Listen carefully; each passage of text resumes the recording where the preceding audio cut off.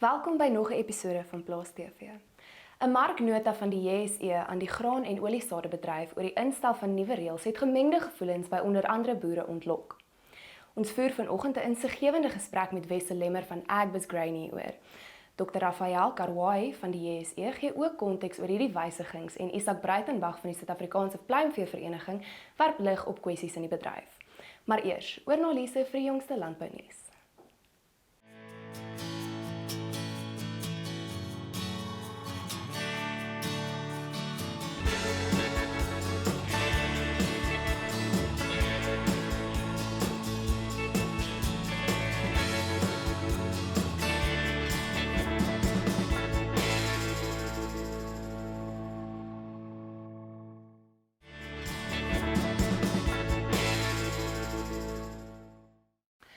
In today's news, the Western Cape Minister of Agriculture, Dr. Ivan Meyer, recently announced the placement of 120 agricultural graduate interns within the Western Cape agricultural sector. These graduate interns with an agricultural-related qualification will be taking up a 2-year internship. The key placement areas are livestock rearing and poultry production, horticulture crop production, aquaculture production, viticulture, agro-processing, agricultural extension and agricultural economics. And trade unions, the Fair Play Movement and Proudly South African have launched a campaign to promote the consumption of local chicken. The Buy Local Chicken campaign will be aimed at retailers and wholesalers who buy significant quantities of imported chicken from producers that engage in predatory trade practices, and at consumers who will be educated on the advantages of buying and eating South African chicken products. The campaign is fully aligned with the Buy Local drive in South Africa's Economic Reconstruction and Recovery Plan. It also supports the Poultry Sector Master Plan.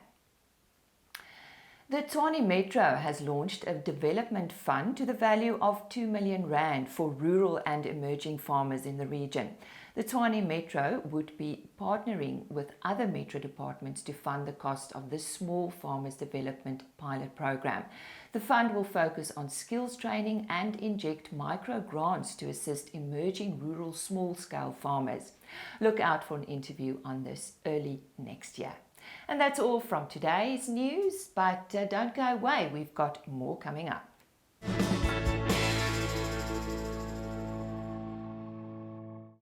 Die JSE het onlangs 'n Marknota aan die graan- en oliesadebedryf gepubliseer.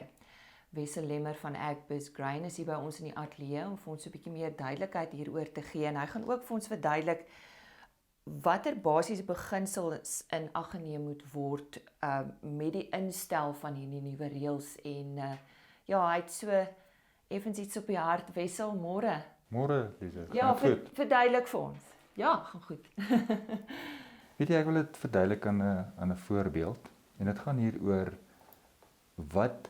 watter reël die JSE ook instel. Watter reëls hulle ook al instel, moet regverdig wees. Dit moet nie net regverdig wees teenoor daardie markdeelnemers wat JSE silo-sertifikate gebruik nie, maar dit moet ook regverdig wees aan daardie ouens wat graan oor die toonbank verhandel of produsente wat direk by graan betrokke is. By Agbiz Grain, wie sal dit nou wees? Nee, kyk, by Agbiz Grain is dit nou die silo-opbergers en dis ook die silo-opbergers wat 'n verhandelingsarm het. So dit sluit almal reg deur die waardeketting in, die meelenaars ensovoorts. So daardie JSE reëls het op almal van toepassing. Nie het op van toepassing op die JSE silo-sertifikaathouers, maar dit moet regverdig wees teenoor almal in die mark. En ek wil dit graag aan die hand van 'n voorbeeld verduidelik. Jy het 'n dogter Mia, nee, en Mia hou baie daarvan om hierdie waterglybane mee af te gaan.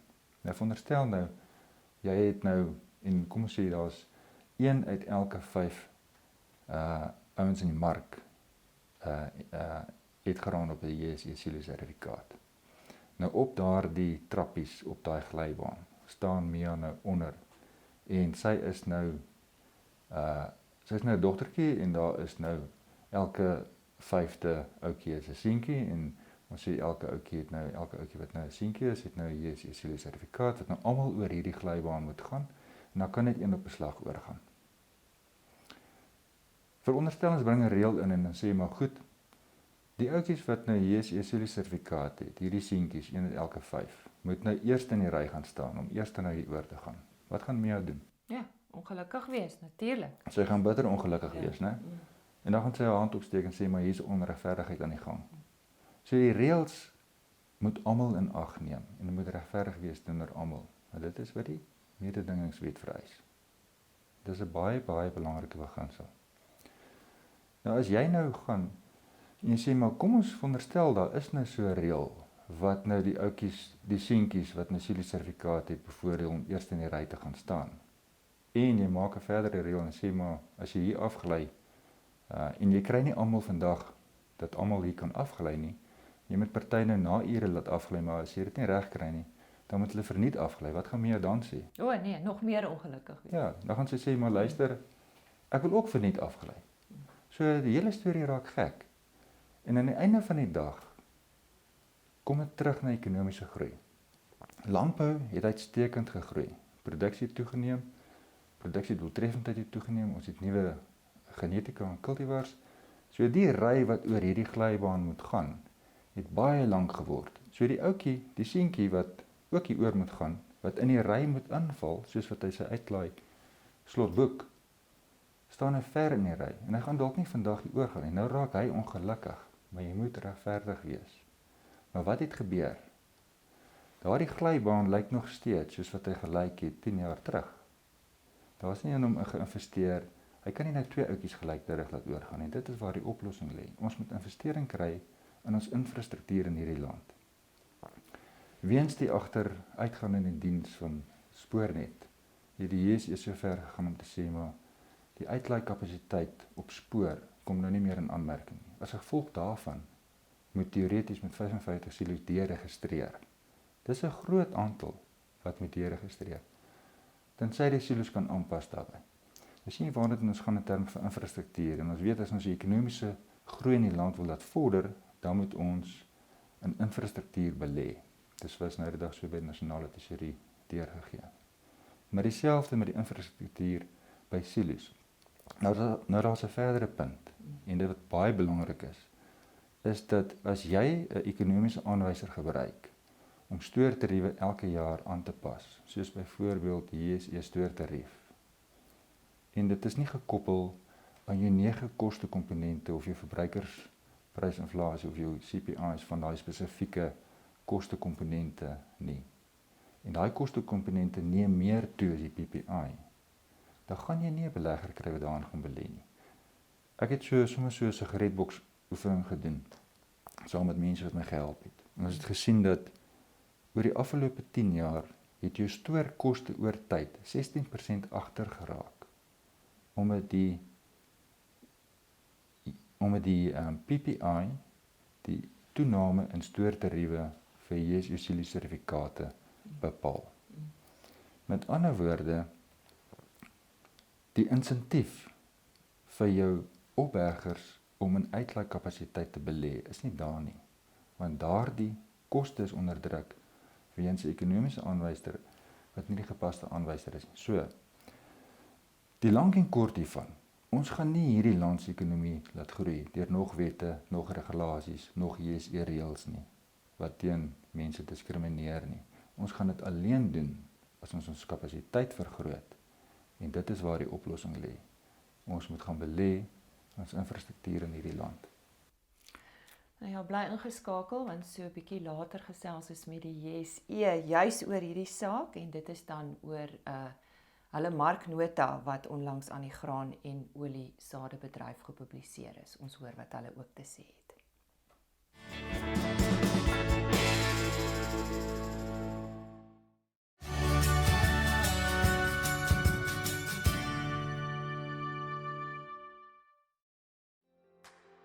Goeiemôre kykers. In hierdie week se termynmarkverslag kan daar gesien word dat grane sowel as oliesade verlede week 'n redelike slagting op die JSE beleef het vir lewering in Maart. Wit en geelmieliepryse is onderskeidelik met 5,5% en 5% af, terwyl koring eintlik as die wenner uit die stryd getree het met 'n prysdaling van slegs 0,1%. Oliesade het sonneblom met 4,3% gedaal en sojabonen se prys het met 3,3% gedaal vir lewering in Maart. Die olieprys aanbetref is die prys met 3,2% op. Rand het redelik versterk teenoor die vernaamste geldeenhede, 0,5% sterker teenoor die dollar, 2,6% sterker teenoor die pond en 1% sterker teenoor die euro.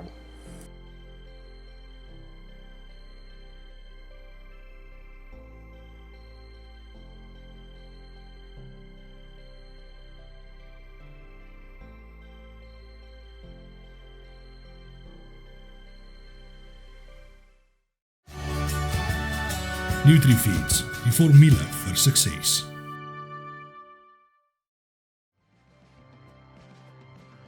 JSE, let's connect. As mentioned earlier, the JSE has recently released a market notice to the agricultural industry where they announced certain amendments to the existing agricultural contract specifications. To talk to us about this, we would like to welcome Dr. Raphael Karuaihe. He's head of commodities at the JSE. Doctor, welcome to Plaas TV for the first time. Thank you. Thank you for joining us. Great Just pleasure. first, briefly explain to us what are agricultural contract specifications and what led to these amendments? Yeah, these are really just standardized terms and conditions that are applicable to all market participants who are taking positions on futures contracts on the exchange. And really the aim is to ensure market efficiency and fairness for the whole market environment, really. In this case, what happened is, if you look at the physical grains that we trade on the exchange, most of the futures contracts on grain are actually deliverable, physically deliverable. In other words, if you have a position that you have taken on the exchange, say for white maize, you may then opt to receive the actual milli at the expiration of those instruments. Then what happened is that during the last marketing season that ended for maize, that ended in April this year, we really had very tight stock levels in the country. And so we found a situation where some position holders who had positions on the exchange actually found it difficult to have access to the physical grain when those instruments expired. And this is what led to us revisiting the contract specifications and see where we can improve. Now, any key amendments that come to mind that you affected? Most of the amendments were really aimed at improving the accessibility of stock at the grain storage facilities, among others. But of course, I can maybe highlight a few. The one we said we need to have a minimum outload tempo for all grain storage operators in the country. This was really just to ensure that if there's a JSE silo receipt holder who has opted to come and outload his stock, that there is a prescribed minimum period that he can actually receive his stock.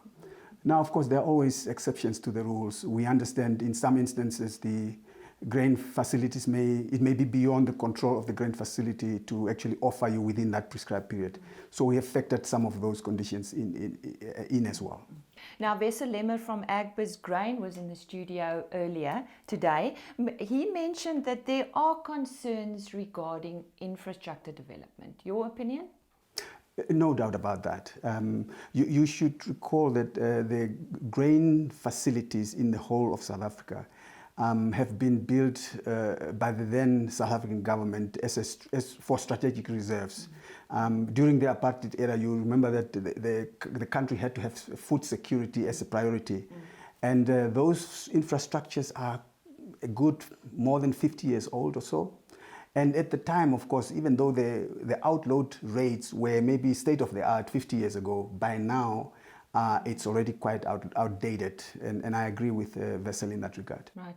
Now, there was general noise in the market about commodity future prices discovered and on the exchange and cash market price not converging. Do you think these amendments will address some of these concerns? Yeah, I would think so. It's general knowledge that for a futures contract to be an effective hedging tool, there must be that price convergence between the futures and the physical spot market. Now, in this case, we believe that maybe there was lack of transparency, especially or visibility at grain facilities, whether it was real or perceived. And this is really what led to the divergence. And we believe the changes that we are making are going to make a huge improvement. What is the effective date of these amendments? As soon as the amendments are actually incorporated in what we call the detailed agricultural contract specifications document, we are looking at maybe end Jan, mid-Feb to implement this. Anything else we can look out for from the JSE? Yeah, sure. Our focus now going forward is really just to improve the market efficiency and bring back the market confidence. And so apart from the changes that we made, we have also commissioned an investigation into what actually happened during that period of March, April, at the end of the last marketing season, when there were bottlenecks and there were delays in outloading. And I'm pleased to say that that report is now ready, and we will be able to actually circulate and make that available to the market by end of this week. Well, we hope to see you soon on Plaas TV. Thank you for joining us. My pleasure. Thank you. That is Dr. Raphael Karuaihe, Head of Commodities at the JSE. JSE, let's connect.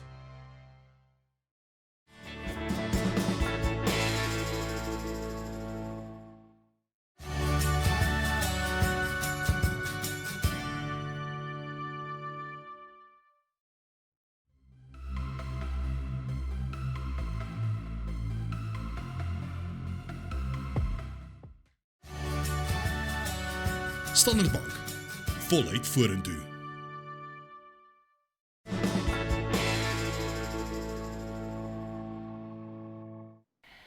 We'd like to welcome Izaak Breitenbach from the South African Poultry Association once again to Plaas TV. The last time we spoke to him and one of the farmers was about the master plan.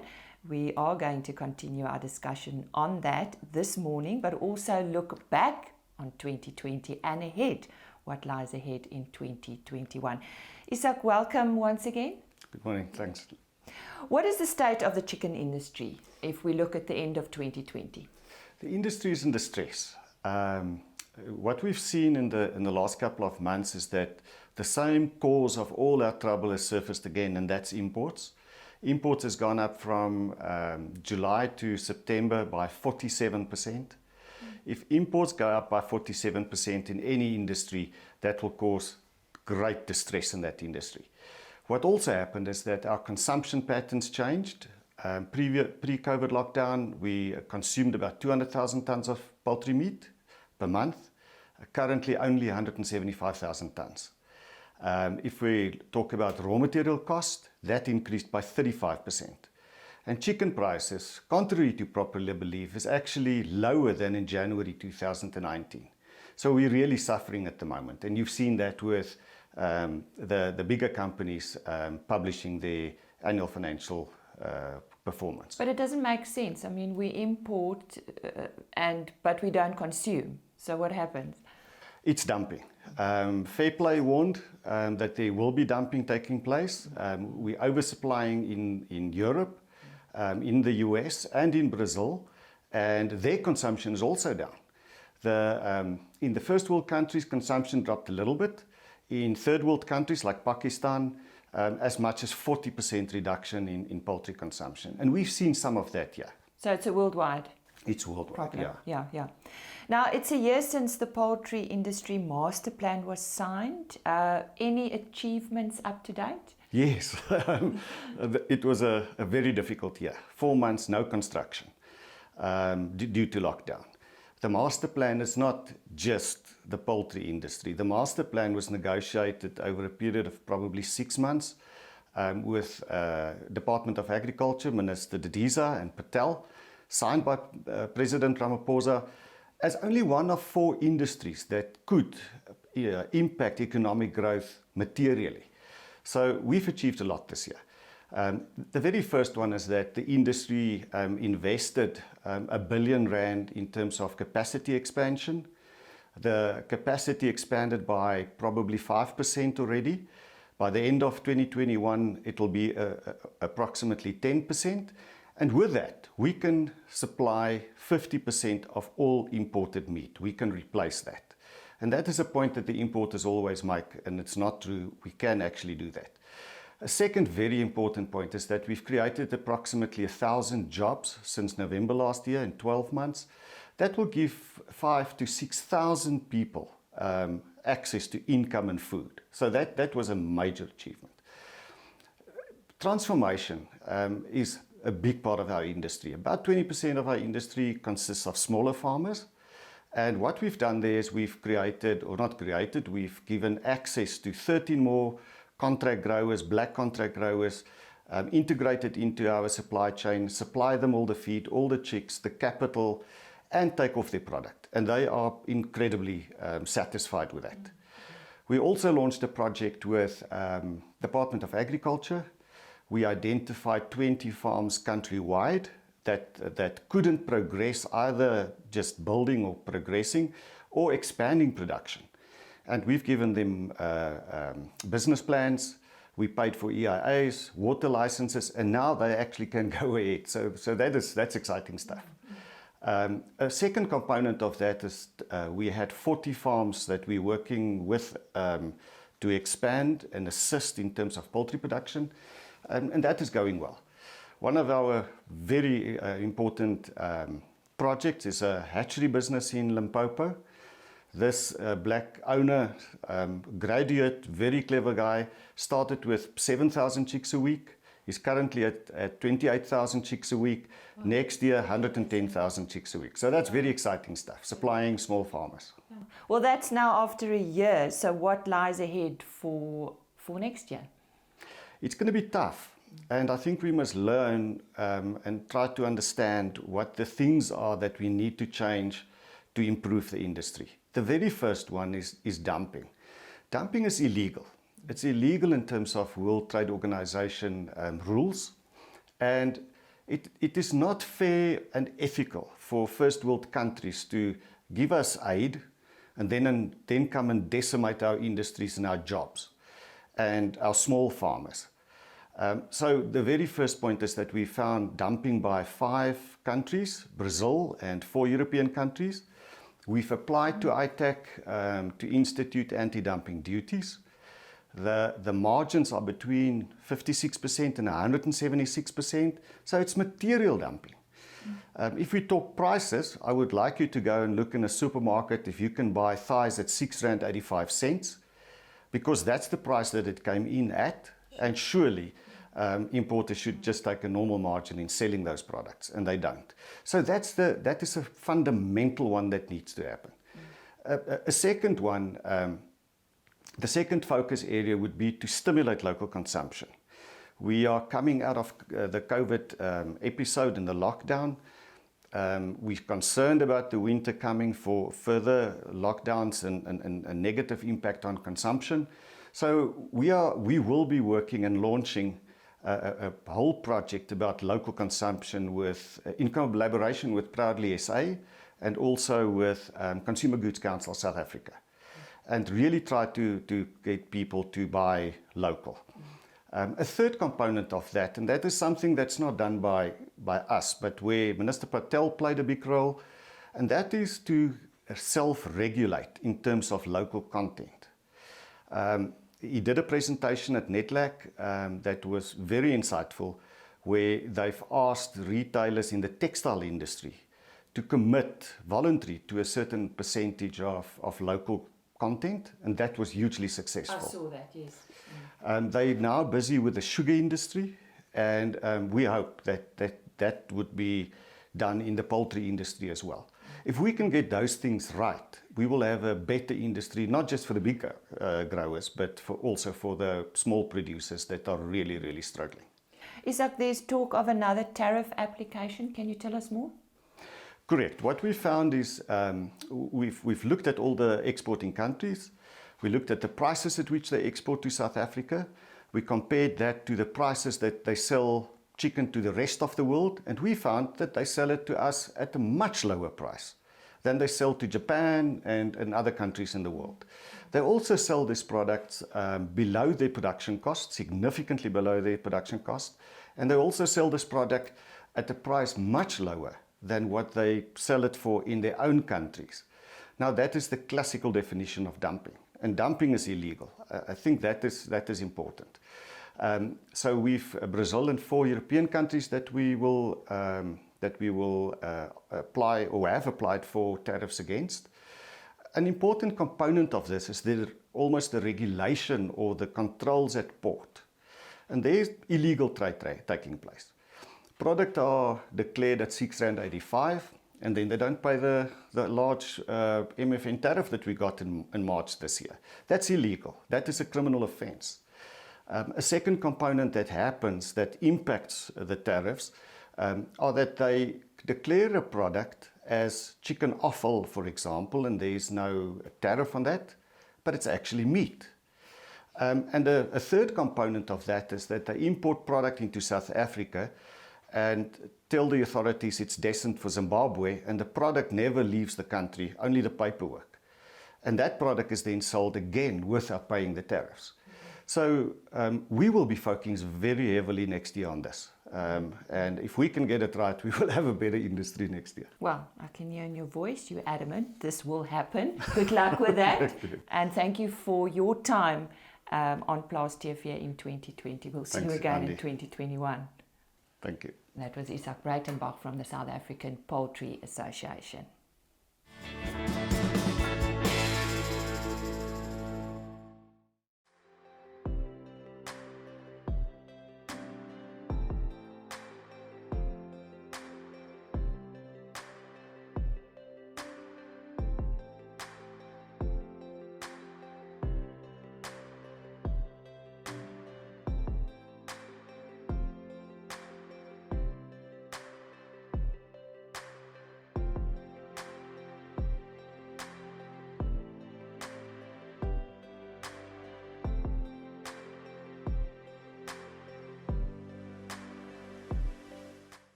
Skakel weer Woensdag in op Plaas TV wanneer ons met 'n paar informele handelaars op die Johannesburgse varsproduktemark gesels. Ons sien jou dan.